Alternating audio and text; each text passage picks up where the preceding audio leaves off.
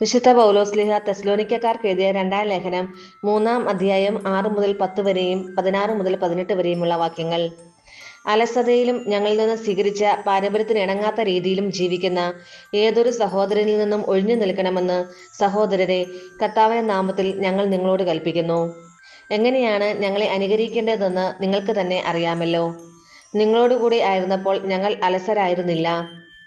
ആരിൽ നിന്നും ഞങ്ങൾ അപ്പം ദാനമായി വാങ്ങി ഭക്ഷിച്ചിട്ടില്ല. ആർക്കും ഭാരമാകാതിരിക്കാൻ വേണ്ടി ഞങ്ങൾ രാപ്പകൽ കഷ്ടപ്പെട്ട് കഠിനാധ്വാനം ചെയ്തു. ഞങ്ങൾക്ക് അവകാശമില്ലാഞ്ഞിട്ടല്ല, അനുകരണാർഹമായ ഒരു മാതൃക നിങ്ങൾക്ക് നൽകാനാണ് ഇങ്ങനെ ചെയ്തത്. ഞങ്ങൾ നിങ്ങളുടെ കൂടെ ആയിരുന്നപ്പോൾ തന്നെ നിങ്ങൾക്ക് ഒരു കൽപ്പന നൽകി: അധ്വാനിക്കാത്തവൻ ഭക്ഷിക്കാതിരിക്കട്ടെ. സമാധാനത്തിന്റെ കർത്താവ് തന്നെ നിങ്ങൾക്ക് എക്കാലത്തും എല്ലാ വിധത്തിലും സമാധാനം നൽകട്ടെ. കർത്താവ് നിങ്ങൾ എല്ലാവരോടും കൂടെ ഉണ്ടായിരിക്കട്ടെ. ഈ അഭിവാദനം പൗലോസായ ഞാൻ എൻ്റെ കൈകൊണ്ട് തന്നെ എഴുതുന്നതാണ്. എല്ലാ കത്തുകളിലും ഇത് എൻ്റെ അടയാളമാണ്. നമ്മുടെ കർത്താവായ യേശുക്രിസ്തുവിന്റെ കൃപ നിങ്ങൾ എല്ലാവരോടും കൂടെ ഉണ്ടായിരിക്കട്ടെ. നമ്മുടെ കർത്താവായ മിശിഹായ്ക്ക് സ്തുതി.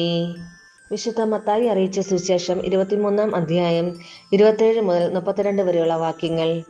കപടനാട്യക്കാരായ നിയമജ്ഞരെ, ഫരിസയരെ, നിങ്ങൾക്ക് ദുരിതം. നിങ്ങൾ വെള്ളയടിച്ച കുഴിമാടങ്ങൾക്ക് സദൃശരാണ്. അവ പുറമേ മനോഹരമായി കാണപ്പെടുന്നെങ്കിലും അവയ്ക്കുള്ളിൽ മരിച്ചവരുടെ അസ്ഥികളും സർവ്വവിധ മാലിന്യങ്ങളും നിറഞ്ഞു കിടക്കുന്നു.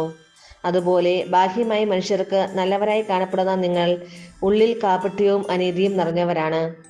കപടനാട്യക്കാരായ നിയമജ്ഞരെ, ഫരിസയരെ, നിങ്ങൾക്ക് ദുരിതം. നിങ്ങൾ പ്രവാചകന്മാർക്ക് ശവകുടീരങ്ങൾ നിർമ്മിക്കുകയും നീതിമാന്മാരുടെ സ്മാരകങ്ങൾ അലങ്കരിക്കുകയും ചെയ്തുകൊണ്ട് പറയുന്നു: ഞങ്ങൾ ഞങ്ങളുടെ പിതാക്കന്മാരുടെ കാലത്ത് ജീവിച്ചിരുന്നെങ്കിൽ പ്രവാചകന്മാരുടെ രക്തത്തിൽ അവരോടുകൂടെ പങ്കാളികളാകുമായിരുന്നില്ല എന്ന്. അങ്ങനെ നിങ്ങൾ പ്രവാചകന്മാരെ വധിച്ചവരുടെ സന്താനങ്ങളാണെന്ന് നിങ്ങൾക്ക് തന്നെ എതിരായി സാക്ഷ്യം നൽകുന്നു. നിങ്ങളുടെ പിതാക്കന്മാരുടെ ചെയ്തികൾ നിങ്ങൾ പൂർത്തിയാക്കുവിൻ. നമ്മുടെ കർത്താവായ മിശിഹായ്ക്ക് സ്തുതി.